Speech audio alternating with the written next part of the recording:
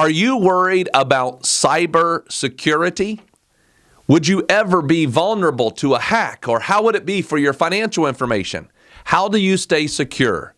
Well, by the end of this video, you're going to gain clarity for your personal retirement plan, how to stay safe, and you'll have action items to secure your retirement. To learn more about securing your retirement and all the different elements you need to know, subscribe to our channel and hit the bell to be notified when we post a video every Monday.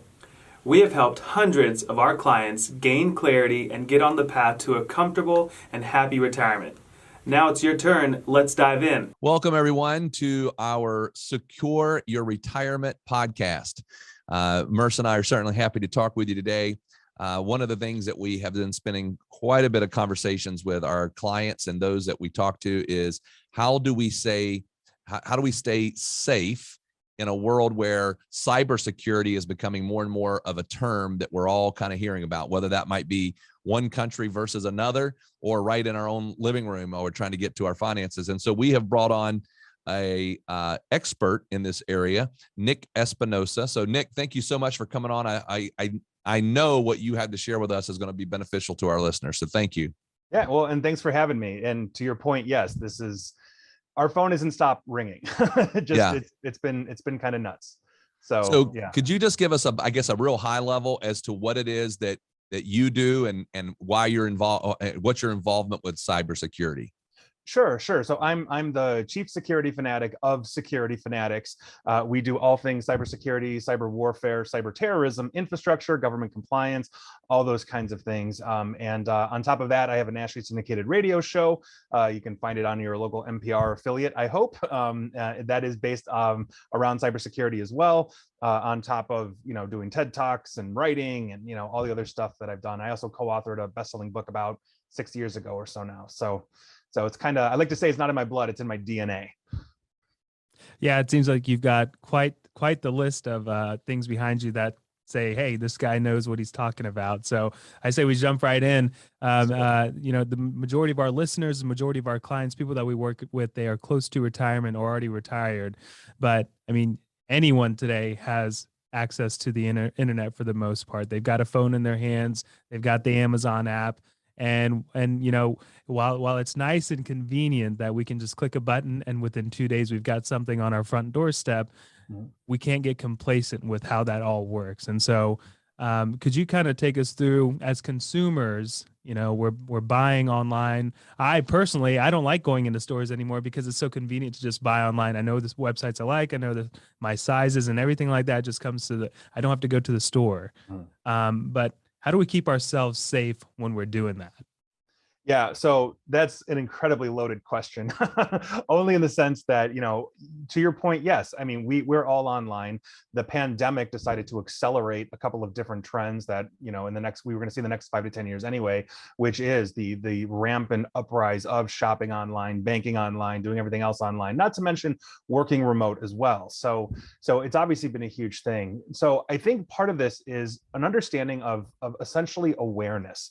So for example, an article that I wrote for Forbes and my second TED Talk was called The 5 Laws of Cybersecurity. And I actually had my 80-something-year-old mother in mind when I wrote that, meaning if she, one of the most technologically illiterate people I know, can understand those concepts, then I think the world can as well. And we have to understand that as we are using technology, as technology innovates, so does the innovation of fraud and hacking and everything else. And we have to be aware of what we are tapping on, what we are clicking on. Is that email really from somebody we know or not? Not to mention the defensive technologies that we can start integrating into a lot of our devices. We need things like antivirus or threat detection systems as we are using our technology for what it is. And I like to say that, if you have technology, you have to marry it with cybersecurity. At this point, everybody's hacking everybody. And so that's a huge thing. So as we're going on to the Amazons of the world, understand what would happen if your phone was broken into, or your phone was stolen, or your computer was hacked into. What information do you have there? How are you quantifying that? What can I do if I break into your machine? Can I buy a whole bunch of stuff and send it my way? Can I not? These are things that we have to understand, and we have to educate ourselves first and foremost on these kinds of things. Excellent. So I guess if you had to think about, because you just laid out a bunch of different things, if you had to think about if we broke it down into maybe the top 1, 2, 3 things that your online consumer does, that's probably the most common mistake that lets people in and you know, in all essence slips up. Yeah, so one of those things, because we're in an increasingly mobile world, is to make sure that your mobile devices are encrypted. If they're ever lost or stolen from you, then you don't have to worry about somebody really breaking into one of your devices and retrieving your information or using it maliciously against you in some way, shape, or form, i.e. logging into your bank and stealing info, you know, or money or something like that. So I think that's one of those things that we really have to understand is important. The other thing is threat detection systems as well. A lot of people don't see basically our mobile phones as anything except the phone, where it is actually a mobile computer that does a whole bunch of different things for us, and we occasionally use it as a phone, right? We spend more time on Facebook or texting or you know, other platforms surfing the web than we actually do making phone calls these days. And so understanding that it is essentially equal to the computer that you have in your house, and if your computer needs threat detection like antivirus and all of that, so does your mobile device as well. We are downloading things constantly that can get us infected. I can infect you through Facebook. I can infect you through Twitter. They don't scan for viruses. I can literally create a image blurry, let's say, of the two of you, and send it to you on Facebook and say, hey, is this you? I think this is you from a couple of years ago. You click it thinking, oh, it's me. It's coming from somebody you trust because I've probably broken into, like, you know, a friend of yours, and now I've infected you through a picture on Facebook. So these are things that we really have to understand. So good threat detection on top of that awareness, on top of things like encryption, ensure that you're just harder to hit. What does that mean, by the way? Could you, when you say and make sure your phone is encrypted, like how do you do that? Like what, describe that for us so we understand it. So if you have a more modern phone, like a later model iPhone or later model Android, if you are applying a good solid password to the phone will now encrypt itself automatically. And so, for example, a lot of people use like a 4-digit PIN or something like that. Those are actually very easy to crack. We can break into those on iPhone or Android constantly. And if you're thinking, well, oh, it's 10 tries until the phone wipes itself, the answer is we don't hit the phone. What we do if we have access to the phone is we clone the phone and continuously hit the clones until we get the password. Because the clones can wipe themselves out. They'll just keep auto regenerating as we're attacking the clone, and pretty quickly we're able to uncover a 4-digit PIN. So having a good solid password, like, so for example, on my phone, I have a 14-digit password, you know, with uppercase, lowercase numbers and special characters like question marks and dashes, that kind of stuff. That actually secures my phone very, very hard because it encrypts it. It basically scrambles the data, and the only way to unlock the data is knowing that password. And if you're thinking, Nick, you're absolutely nuts if you think I'm going to put a 14-character password, you know, into my phone, the answer is biometrics. I get into my phone instantly thanks to my thumbprint, or, you know, Face ID. Some people use that. So having that there assures that if somebody's attempting to clone that phone and hit a 4-digit PIN, they're not going to get into that phone. Therefore, my data is safe. My data is secure. So I like what you said earlier about really understanding not just how much power that little phone has, but also what knowing what your risk exposure is. You know, we work in the world of investing, and we talk to clients all the time about, hey, what is our risk exposure and tolerance here about, hey, if we're in stocks, there's risk there. If we're in bonds here, there's everything has risk exposure. And we don't think about it from the perspective of my phone has all of my life in this thing. So I thought that was a really good point, that's something that I've never approached it from that way either. While we're talking about passwords, you know, every website and every recommendation is, and what we are probably at one point in our life, we're still currently at fault of, is using the same password everywhere at every different website, right? Yes. So then came these things, I don't know the technical term for them, but they're basically password banks.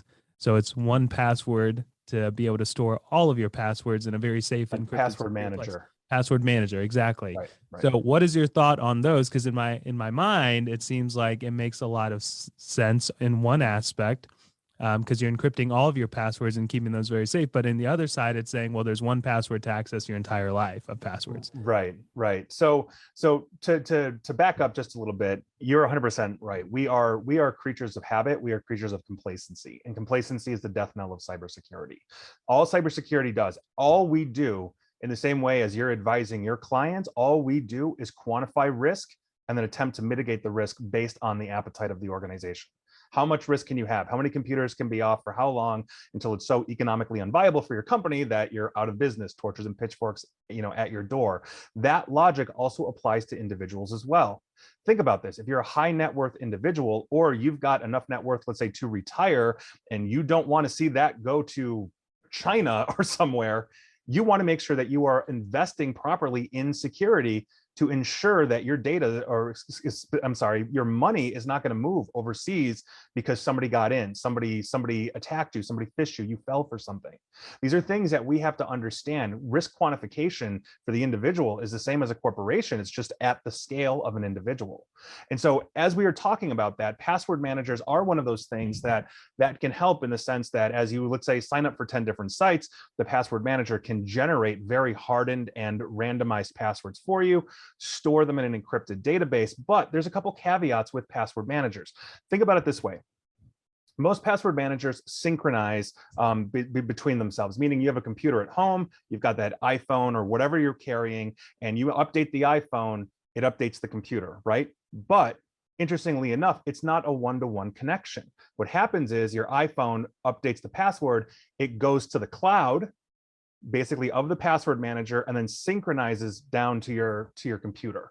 So what is one of the largest targets in the cloud for attackers? Password clouds, right?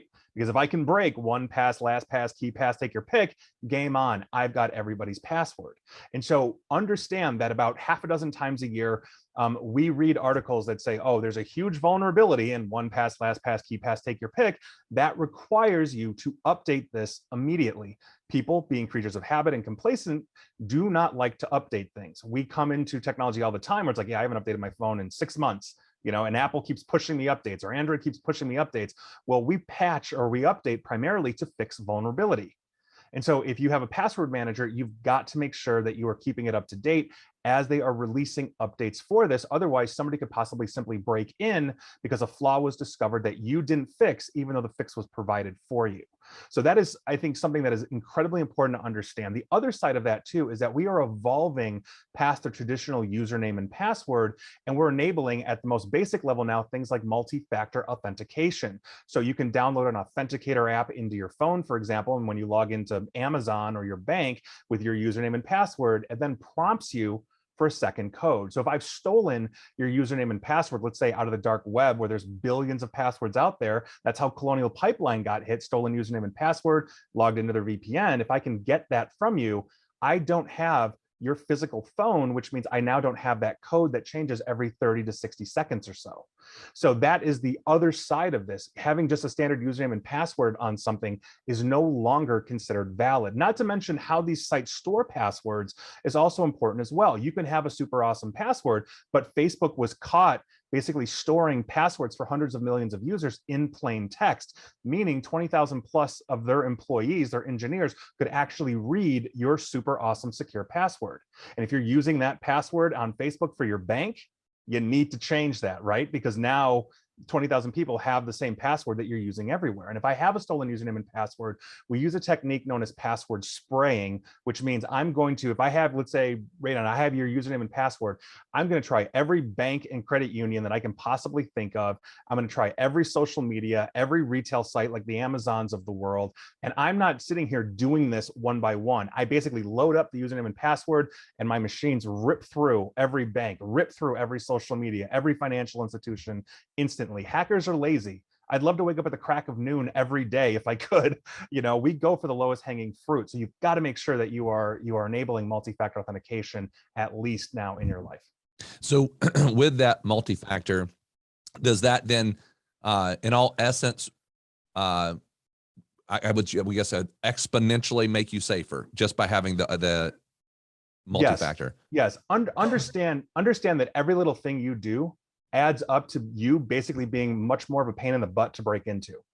So think about it this way. When we are attacking organizations or companies, and this is a really good example, one of the things we do is we will set up at a local coffee shop where we know their employees will go, and we will spoof the wireless for like Starbucks or wherever. People walk in, they connect to our fake wireless. Now we're inserting infections. Now we're copying data out. Now we've got all of this kind of information because that's essentially what we are. This is who people are.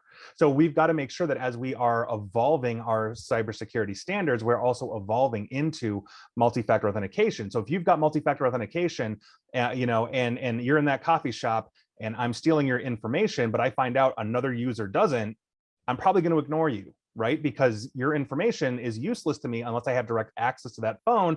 And as soon as you're out of my wireless, you're gone, right? I might have certain infections in you, all those kinds of things. So every little thing you do adds up to make you more secure. So I want to remind everyone that's listening, we brought Nick on to educate us and help us think through, basically get inside the mind of that hacker so that you can understand, hey, here's the things that they're looking at. Now, I'm sitting here right now in this recording. I'm like, man, I'm getting a little bit of anxiety just hearing about, because we don't hear about how the inner workings work in the day-to-day, the password spraying, all these things that are actually happening. So it is, and it should be scary, right? That's the world that we live in right now. So we do need to take every precaution that we can. Can you talk to us a little bit about phishing emails? Sure. How they kind of work on a very high level, and then also what are the best things to be doing to be protecting ourselves from being going through a phishing scam? Sure. So I think it's important to understand that, and for the record, I'm fun at parties. my job might be like, oh my God, but I'm fun at parties. I really am. So phishing actually takes many forms, and a lot of people don't realize that. So for example, the one you mentioned is email, right? You get an email. It could be anything from Prince Ubuntu in Nigeria needs help for his revolution. Please send money, kind of those things.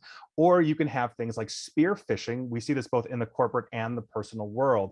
And here's the problem that essentially retirees are going to have. Being in the older generation, and seriously, no offense to retirees, you didn't grow up with this kind of technology. And by virtue of that, they are targeted. Basically, anybody over 60 is targeted at a much higher rate than on the personal side than any other age group.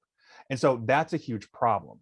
And part of that is understanding that if I'm able to, let's say, break into a mailbox and I realize, oh, well, I've got a 22-year-old, you know, individual here, and I'm seeing correspondence back, you know, between grandma and grandpa, I'm going to craft something that says, hey, grandma, grandpa, it's, you know, me, Johnny, I'm stuck in England. I got robbed. Please send $3,000. And grandparents tend to do anything for their grandkids. I know that if my two kids went to my mom and said, hey, I accidentally murdered somebody, my mom would say, I have a shovel and I can keep a secret. I mean, this is what grandparents do. You know, so by virtue of that, we have to make sure that as we are communicating through email, we are actually validating who we are. So if Johnny is actually stuck in England, then Johnny can pick up a phone and talk 2 factors of authentication. And so we have to understand this. My mother sends me all of these crazy emails that my uncle, because everybody's got a crazy uncle and I love him, but he's crazy, sends to her, and I don't open a single thing. I don't open pictures. I don't click on links. I don't do any of that. And if it's important information, meaning my mom comes to me and says, hey, I need you to change, you know, my bank account information, I'm picking up a phone and I'm talking to my mother.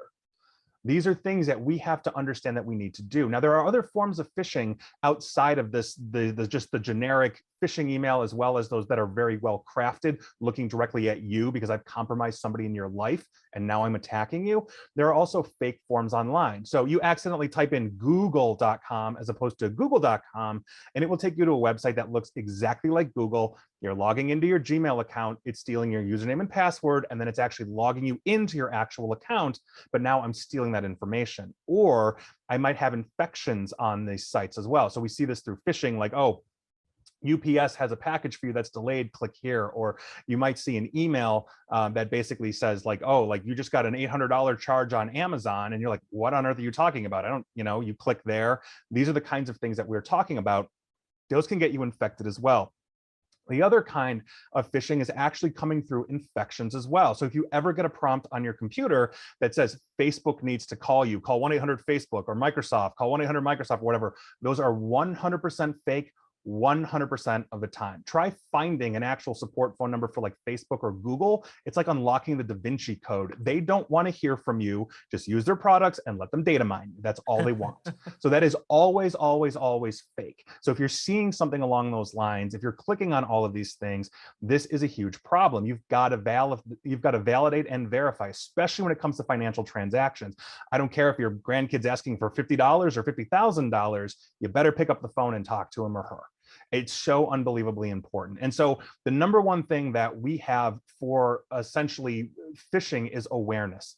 Understand that, if it says it's from UPS, the email better be from @ups.com, right? It better not be from Yahoo or Gmail or any one of the plethora of free accounts out there. The links better go there. If you get an email from your bank that says change the password, open up a web browser, go to the bank's website itself, save the actual link yourself. Don't click on links. If your bank really needs you to do something, then as soon as you log in using the link you have saved that you know is legitimate, they should tell you what to do, or call the bank based off the phone number on the bank's website. We see scams, especially coming, interestingly enough, out of Pakistan, where they put these things like, "Oh, Chase needs your help, please call." And everybody's used to call centers, in Asia, so it's no big deal to talk to somebody, right? With an Indian accent or a Pakistani, anything like that. And so people are now getting ripped off that way as well. So make sure that you're using those legitimate links, but you've got to think. You have to think before you click. Think before you open something. You have to build a filter of distrust, essentially, in the technological environment around you. This is our biggest problem, hands down. Hands down, it's awareness. Well, in just a short 20 minutes, Nick, you have enlightened us quite a bit, and it's certainly beneficial. Is there any resource you know of that might, that people can go to say, just to keep their mind, like you talk about awareness? I mean, this is obviously making us aware, but is there anywhere we might be able to go, oh, this is the thing that the new thing, that we need to be looking out for? Yeah. So the perfect example that I have is there's a lot of different sites out there that will give you basic and free education. I know overwhelmingly communities across the United States, they have senior centers, community centers, all that kind of stuff that offer oftentimes free or very cheap education, in cybersecurity, in good cyber hygiene. Those are places to check out personally. Also, there are organizations. So I sit on the board of a company called Bits and Bytes Cybersecurity Education that is geared basically on basic education for kids from kindergarten through 12th grade, but the lessons apply to everybody universally. I don't care if you're 80 or 8, we all need basically cyber hygiene in this way. So there are good resources out there. There are also platforms out there that will basically show you or educate you on how to spot phishing email. Udemy, I think, has one. There's a whole bunch of others. Prey Project, I believe, is another one. So there's a lot of resources out there for everybody. Well, fantastic. Thank you so very much. We appreciate it. It's been extremely insightful. Thank you for spending some time with us. Thanks for having me. We hope this video has given you some confidence and clarity as you plan for a worry-free life in retirement. But what else do you need? We have created a complimentary video course called 3 Keys to Secure Your Retirement. This video walks you through step by step what you need to do to get ready for retirement. You can also check out our podcast called Secure Your Retirement. You can subscribe below. For more retirement tips, watch this video. Create your retirement income plan. Also, click here to subscribe to our podcast, Secure Your Retirement. If you like this video, hit the like button and be sure to subscribe and share it with your friends.